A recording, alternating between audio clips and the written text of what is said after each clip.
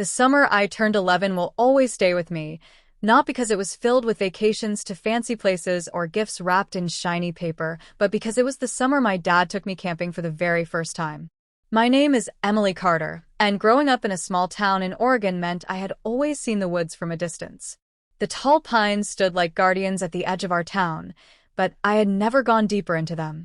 Whenever I'd ask about camping, Dad would smile and say, "One day, when you're ready." That summer, I felt ready. Dad was a busy man, working as a mechanic and often staying late at the shop.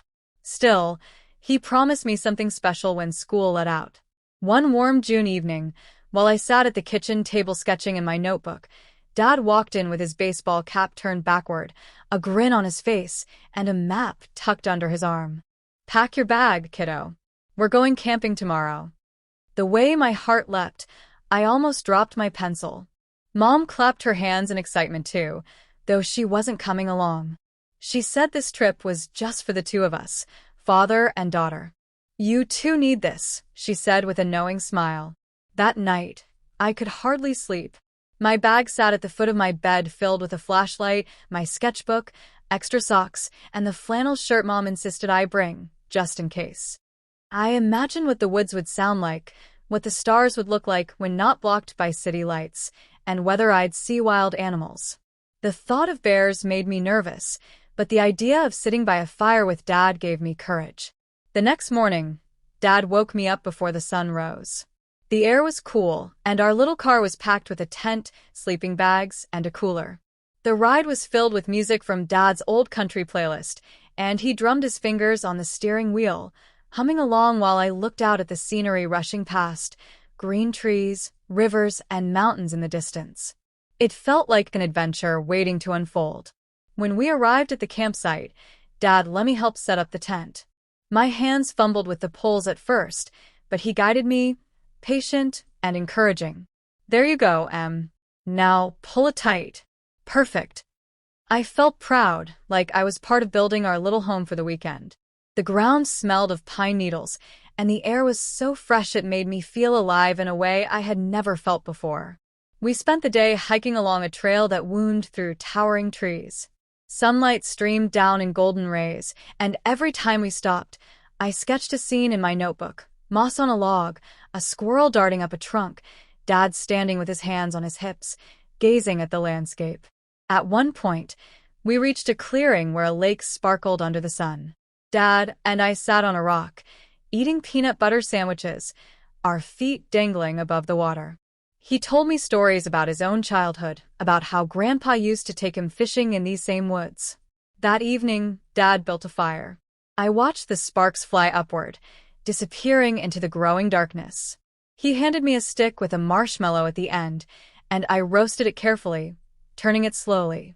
When it caught fire, I squealed, and Dad laughed so hard he nearly dropped his own marshmallow. "Blow on it, Em," he said, and I did, the flames dying down until it was golden brown. It was the best s'more I had ever eaten, sticky and sweet. When the stars came out, I lay on my back on a blanket beside Dad.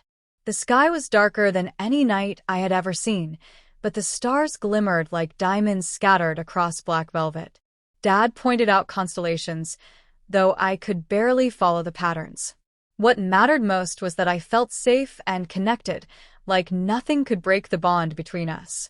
As the night grew colder, I crawled into my sleeping bag inside the tent. I could hear the rustle of leaves outside, the distant call of an owl, and the steady sound of Dad's breathing next to me. I whispered, "Thanks, Dad," thinking he might already be asleep, but he whispered back, "You're welcome, Mem.